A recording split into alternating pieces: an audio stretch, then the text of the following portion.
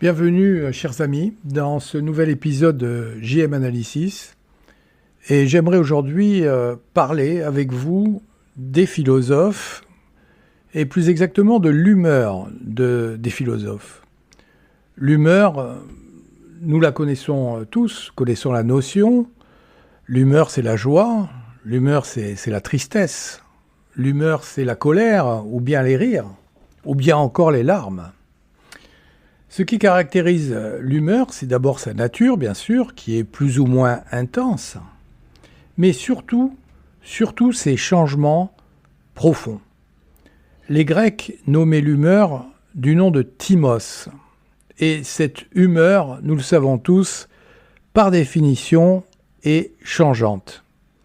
Chez certains, ces changements sont brusques, parfois même soudains, violents, à tel point qu'ils peuvent aller jusqu'à évoquer des pathologies, appelées vulgairement des sauts d'humeur. D'ailleurs, le mot cyclothymique, qui vient du grec, est passé dans le vocabulaire courant, un mot qui évoque le passage du rire aux larmes, et le passage également des larmes au rire. Et les masques différents qu'affectionnent les bipolaires, nous les connaissons tous. On parle également de propos d'humeur, lorsque on parle de journalistes, par exemple, qui s'enflamment dans leurs chroniques ou leurs éditoriaux, qui sont alors en proie à la passion du moment. Tout cela, bien sûr, nous le savons fort bien, mais aujourd'hui, nous allons parler d'autre chose. Nous allons parler de l'humeur des philosophes, et plus exactement du rire de certains de ces philosophes. Je vais parler aujourd'hui plus spécifiquement de Démocrite, qui était un philosophe peu connu du public, qui était le père de l'atomisme et qui avait pris la bizarre manie de rire aux éclats, d'un rire qui était sans doute contagieux, mais d'un rire qui ne fut pas vraiment compris à l'époque, dit la légende. Et Démocrite nous permettra de nous poser la question, est-ce que le rire peut être une attitude philosophique ? Est-ce que la sagesse doit se conjuguer avec la bonne humeur ? Et le rire est-il d'ailleurs la seule façon de manifester cette bonne humeur ?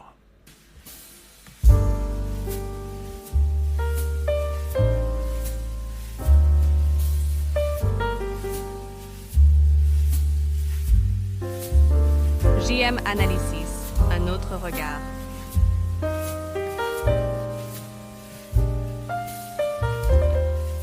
Démocrite est un homme du 5e siècle avant Jésus-Christ. Il est connu essentiellement pour ses travaux sur l'atomisme. En effet, il est l'un des premiers Grecs à affirmer que la réalité se compose de toutes petites particules insécables. Et le terme qu'il emploie, qui vient du grec, c'est le terme d'atome, qui veut dire ce que je ne puis découper. C'est-à-dire des particules ultimes du réel. Des particules que l'on ne peut découper, que l'on ne peut bien sûr diviser. Or, cette doctrine des indivisibles va être reprise par toute une école matérialiste, va être reprise par Épicure, va être reprise par Lucrèce, c'est-à-dire des philosophes qui considèrent que le réel n'est pas peuplé d'esprits ou d'entités immatérielles, comme le pensait Platon, mais que le réel se limite à du néant et à des atomes en mouvement dans ce qu'il faut bien appeler le vide pour les physiciens. Mais ce n'est pas la physique de Démocrite qui va retenir notre attention aujourd'hui. C'est tout simplement son caractère. En effet, Démocrite est non seulement physicien, mais il est également moraliste. Il ne s'intéresse pas simplement au monde des corps, mais, dit-on, en tout cas dans les fragments qu'il nous reste de lui, il s'est intéressé également à la santé de l'âme. Et Démocrite affirmait que le bonheur résidait dans l'euthymie, c'est-à-dire la tranquillité de l'âme, si vous voulez. Et il passa sa vie à observer les humains, à observer les comportements avec un sourire critique et une ironie constante. Alors cette posture qui nous est léguée par la tradition, c'est-à-dire ce rire de Démocrite, une sorte de rire perpétuel, ce rire va intriguer, voire inquiéter ses contemporains, c'est-à-dire les Grecs d'il y a 2500 ans. Car s'il y a des rires qui nous rassurent, bien sûr, des rires qui nous réconfortent, des rires qui nous réjouissent, il y a également des rires plus sombres, des rires qui cachent des désordres, des malaises, voire des maladies. Est-il normal, après tout, de rire aux éclats, pour un rien ? N'est-ce pas le signe d'une fragilité mentale, plus que d'une sagesse ? Après tout, le fou rire n'est-il pas le rire du fou ?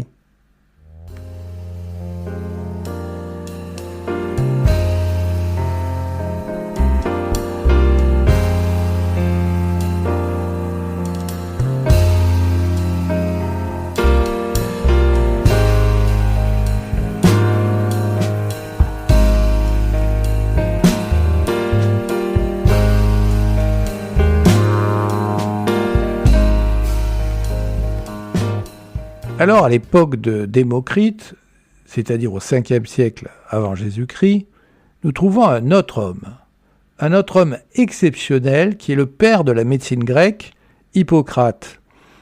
Et Hippocrate, lui, considère que l'humeur que nous avons, l'humeur qui est nôtre, lorsqu'elle existe en excès, peut devenir de la mauvaise humeur. Alors, Hippocrate va décréter qu'il faut éliminer cette mauvaise humeur par tous les moyens possibles. Et bien sûr, Hippocrate, essayer d'éliminer cette mauvaise humeur par des moyens que moi j'appellerais hippocratiques, c'est-à-dire la saignée, par exemple, qui permettra d'évacuer ces excès de mauvaise humeur, ou alors des plantes qui sont des plantes aux vertus vomitives, c'est-à-dire qui, comme la racine par exemple d'Hellebore, qui permettent d'éliminer la mauvaise humeur grâce à des procédés qui nous paraissent étonnants, c'est-à-dire des hémorragies, grâce à des vomissements, grâce à des diarrhées. Alors les habitants de la ville où résidait Démocrite, qu'on appelait les Abdéritains, habitants de la ville d'Abdère, étaient tellement inquiets, dit-on, au sujet de leur philosophe, qu'ils ont décidé justement d'appeler le médecin des humeurs, Hippocrate, à la rescousse. Il s'agissait en effet de sauver Démocrite de la folie, c'est-à-dire de ce rire dangereux, car c'était un rire qui était fixe, qui était régulier, qui était permanent. En effet, comme je l'ai dit précédemment, l'humeur étant changeante, la rendre permanente, c'était pour les Abdéritains le signe infaillible de la maladie. Le philosophe était donc malade de sa bonne humeur et de son rire éclatant.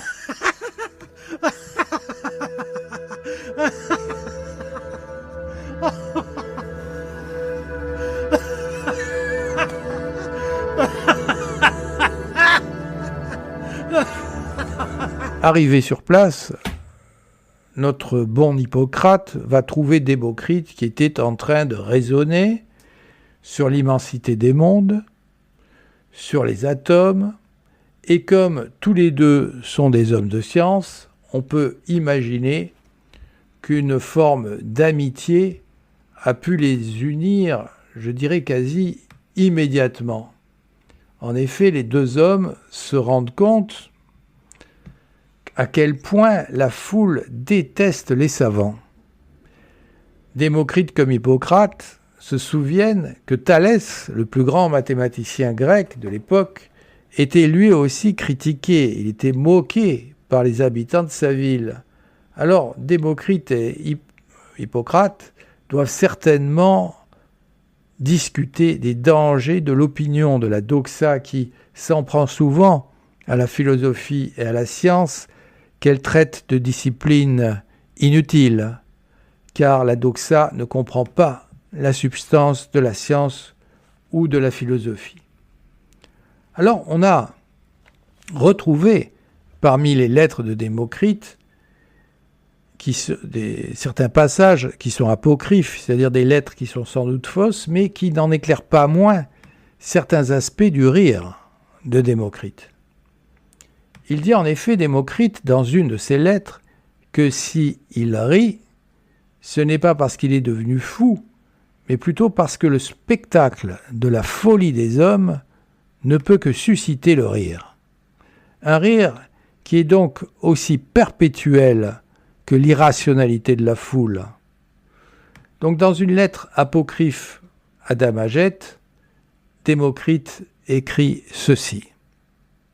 Je ne ris que d'un seul objet, l'homme plein de déraison, vide d'œuvres droites, puéril en ses desseins, et souffrant, sans aucune utilité, d'immenses labeurs. Vous l'aurez compris, Démocrite rit, c'est vrai, mais il ne rit pas parce qu'il se moque, par moquerie facile, mais il rit parce qu'il est lucide. Il est, je dirais, animé d'une lucidité presque tragique. Il rit de quoi ? De l'absurdité de l'opinion, de l'agitation vaine, de la stupidité collective, et ce rire est permanent parce qu'il est cohérent et parce qu'il est philosophique. Alors cette petite histoire de la rencontre entre le médecin et le philosophe, entre Hippocrate et Démocrite, va être mise en fable d'ailleurs par Jean de La Fontaine. Dans une fable qui s'intitule Démocrite et les Abdéritains, fable que je vous livre aujourd'hui avec le plus grand des plaisirs. Que j'ai toujours haï les penseurs du vulgaire, qu'il me semble profane, injuste et téméraire, mettant de faux milieux entre la chose et lui, et mesurant par soi ce qu'il voit en autrui. Le maître d'Épicure en fit l'apprentissage. Son pays le crut fou, petits esprits. Mais quoi ? Aucun n'était des prophètes chez soi. Ces gens étaient beaux les fous, Démocrite le sage. L'erreur alla si loin qu'Abdère députa vers Hippocrate et l'invita, par lettres et par ambassade, à venir rétablir la raison du malade. Notre concitoyen, disait-il en pleurant, perd l'esprit, la lecture a gâté Démocrite, nous l'estimerions plus s'il était ignorant. Aucun nombre, dit-il, les mondes ne limitent, peut-être même ils sont remplis de Démocrites infinis. Non content de ce songe, il y joint les atomes, enfant d'un cerveau creux, invisible fantôme, et mesurant les cieux sans bouger d'ici-bas, il connaît l'univers et ne se connaît pas. Le peuple est juge récusable. Alors vous allez me demander, quelle est la morale de cette fable ? Quelle est la morale de cette fable qui concerne le rire de Démocrite ? Bien, je dirais qu'il y en a deux de morale. Je vais commencer sans doute par la plus scolaire, c'est-à-dire la plus superficielle, et j'évoquerai ensuite la seconde. La première morale, qui est suggérée d'ailleurs par La Fontaine, pourrait être résumée ainsi. En vérité, ce ne sont pas les philosophes qui sont fous, ou qui sont devenus fous, c'est plutôt l'opinion qui ne supporte pas qu'on sorte de ses humeurs ordinaires. Et cette morale d'ailleurs de La Fontaine est loin d'être fausse. Mais je vous propose aujourd'hui un autre enseignement, une autre morale. Parce que si les abdéritains se sont trompés, c'est qu'ils ont confondu deux notions qui sont fort différentes. Les notions d'humeur et d'affect.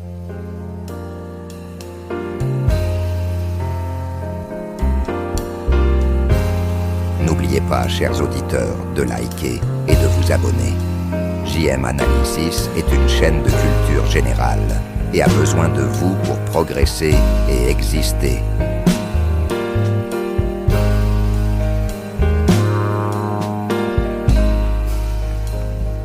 Cette distinction entre l'humeur et l'affect m'apparaît capitale. En effet, ici se joue une distinction essentielle mais rarement pensée. Commençons par l'humeur. L'humeur, nous l'avons dit, c'est le domaine du corps. C'est le domaine de la médecine.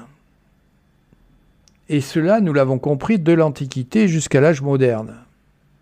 L'humeur varie. L'humeur monte et elle descend, bien sûr. C'est sa caractéristique principale. Elle est, cette humeur, le baromètre de notre physiologie. Le matin, nous sommes gais, le soir, mélancoliques. Et c'est l'oscillation quotidienne de notre vie, de nos existences. Et effectivement, Hippocrate était là l'homme de la situation. Hippocrate est un médecin qui s'occupe des humeurs. Et à l'heure actuelle, d'ailleurs, même si les moyens de traitement ont changé, lorsque nous avons un dépressif, eh bien, il va voir, non pas un philosophe, mais un médecin. Il va voir un psychiatre pour la même raison. Parce que, par les humeurs, chers amis, le corps a ses raisons. Mais l'affect, c'est autre chose. L'affect, c'est une humeur qui est devenue en fait une idée.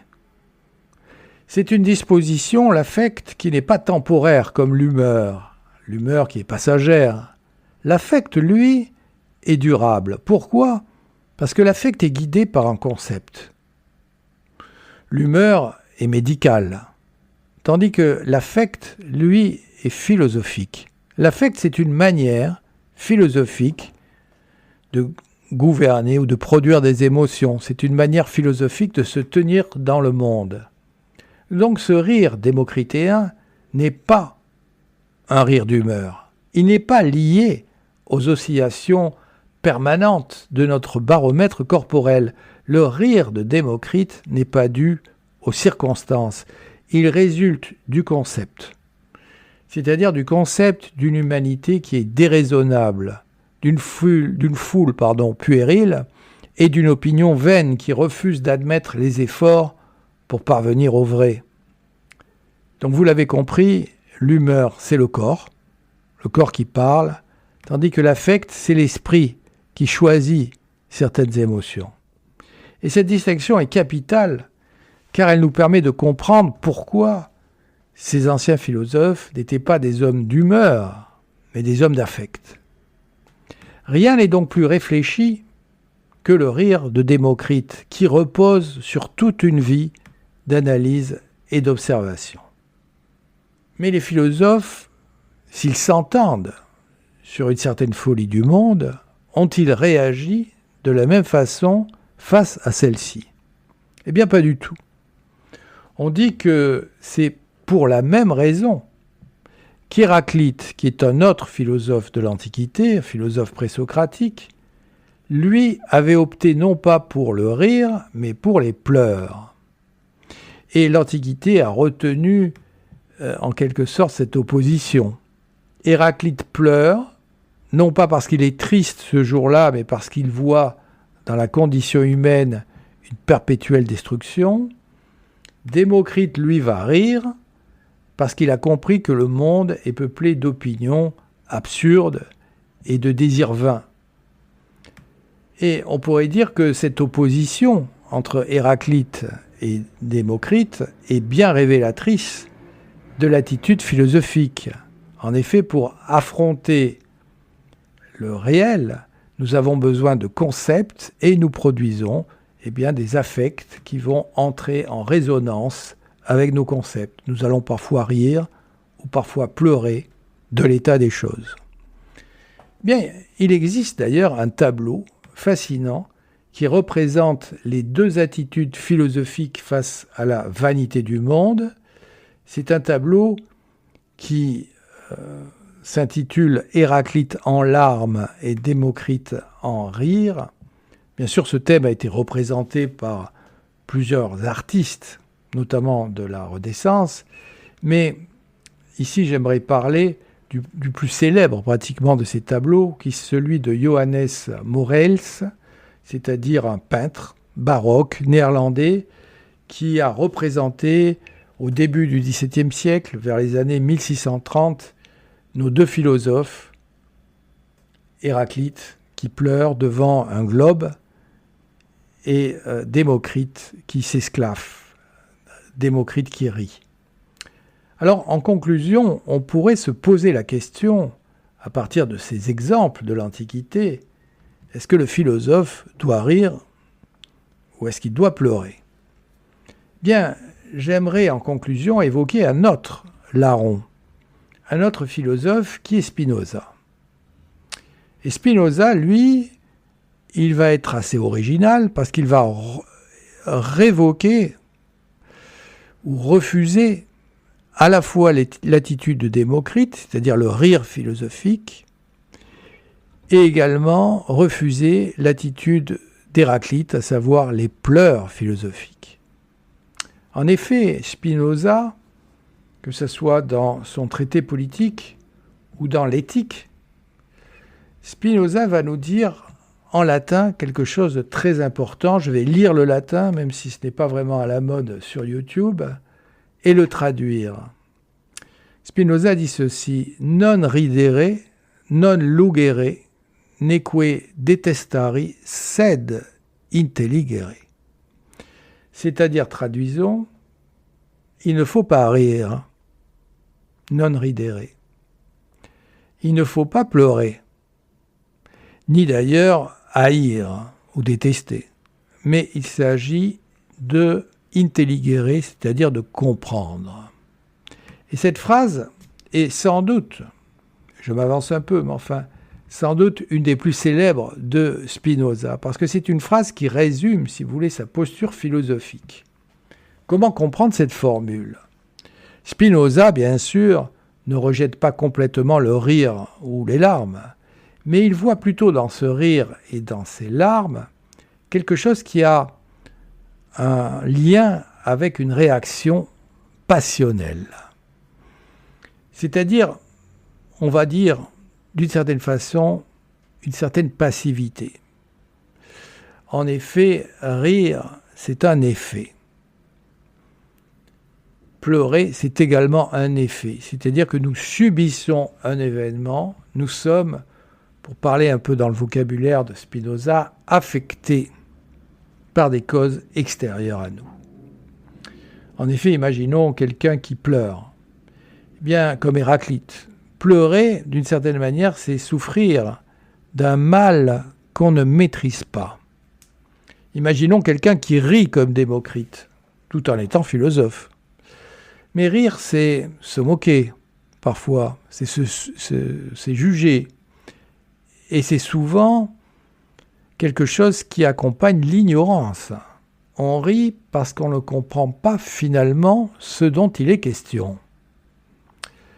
Alors, haïr, c'est évidemment rejeter la personne de l'autre, sans essayer de le comprendre ou de l'intelliger, comme dit Spinoza.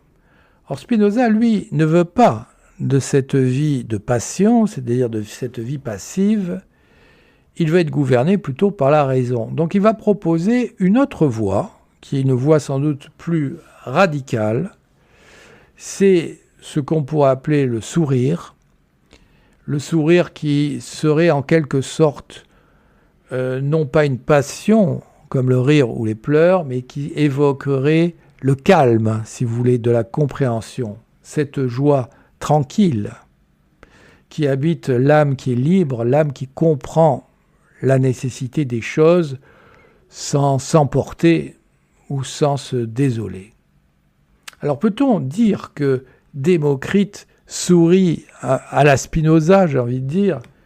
Pas tout à fait, parce que le rire de Démocrite resterait encore pour Spinoza encore passionnel. Il est en effet en train de réagir, Démocrite, affecté qu'il est par la sottise humaine, et il réagit. Spinoza, lui, ne veut plus réagir, il veut plutôt agir à partir de la raison elle-même.